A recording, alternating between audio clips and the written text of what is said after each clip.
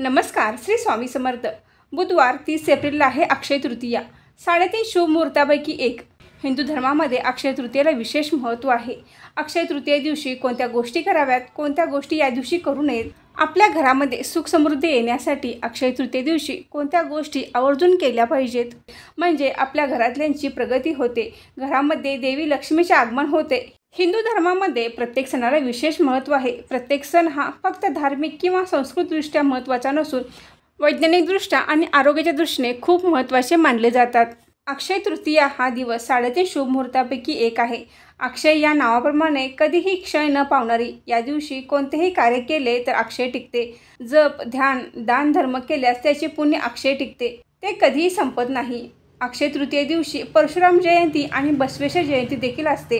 अक्षय तृतीयाच्या शुभ मुहूर्तावर माता लक्ष्मीला प्रसन्न करण्यासाठी माता लक्ष्मीची विशेष पूजा केली जाते. भगवान श्रीकृष्णाने अर्जुनाला सांगताना या दिवशी केलेले दान, हवन, त्याचबरोबर देव आणि पितरांसाठी केलेले कार्य कधीही वाया जात नाही. अक्षय तृतीयेला देवी लक्ष्मी आणि भगवान विष्णूंची पूजा केली जाते. या दिवशी पाण्याने भरलेला घडा दान करावा.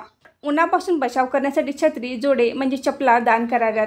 सूर्यवंशातील भगीरथ राजाने या दिवशी भगीरथी म्हणजे गंगा आणली अशी कथा आहे. अक्षय तृतीयेला दान करण्याची ही प्रथा परंपरेनुसार पाळली जाते. याच दिवशी कृषी संस्थेचा पालक म्हणून बलरामाची देखील पूजा होते. या दिवशी सुरू केलेल्या कोणत्याही कामाचे फळे अक्षय म्हणजे कधीही न संपणारे. म्हणूनच या दिवशी घरामध्ये नवीन वस्तू घेणे, शुभ कार्याची सुरुवात करणे, मोठी आर्थिक कामे केली जातात.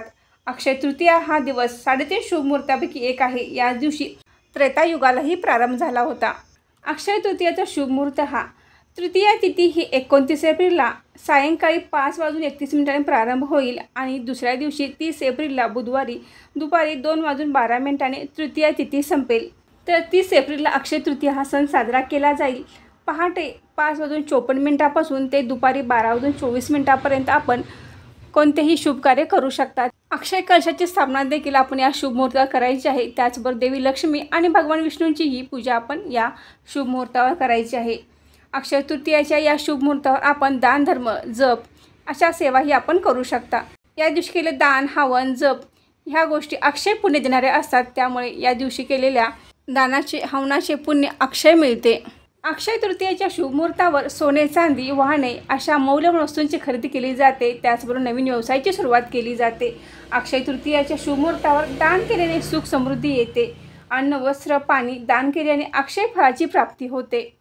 अक्षय तृतीया हा दिवस अतिशय महत्त्वाचा मानला जातो. तर या दिवशी आपण देवी लक्ष्मीची भगवान विष्णूंसोबत पूजा जरूर करावी. देवी लक्ष्मीच्या या पूजेने आपल्या घरामध्ये नक्कीच सुख समृद्धी येते. तर आजचा व्हिडिओ इथे संपवते. आजची माहिती कशी वाटली हे कमेंट करून नक्की सांगा. व्हिडिओ आवडल्यास व्हिडिओ लाईक करा, शेअर करा आणि सारिका भक्ती विश्व या यूट्यूब चॅनल सबस्क्राईब करा. धन्यवाद.